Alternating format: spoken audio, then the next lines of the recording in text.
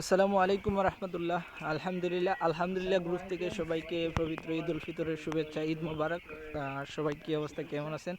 দূর প্রবাসে যে যেখানে এবার ঈদ কাটিয়েছেন সবাইকে শুভেচ্ছা ও অভিনন্দন, দোয়া ও ভালোবাসা সবার জন্য রইল। আলহামদুলিল্লাহ গ্রুপের পক্ষ থেকে আমি এখন নামাজ পড়ে আলহামদুলিল্লাহ আসছি আমার খামারে। টুকটাক কিছু কাজ আছে, এগুলো কাজ শেষ করে ইনশাল্লাহ সবার সাথে দেখা হবে। বা অনেকেই আমার মেসেজ করছেন, অনেকেই কমেন্ট করছেন, রিপ্লাই করতে পারি নাই।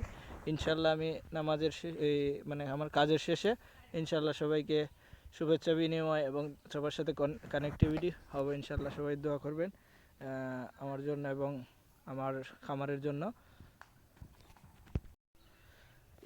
এই হচ্ছে খামার জীবনের মানে সবচেয়ে গুরুত্বপূর্ণ বিষয়, যে যে কোনো অকেশন হোক আর যে কোনো অনুষ্ঠান বা যে কোনো পরিবেশ হোক, তোমাকে খামারের কাজ করতেই হবে।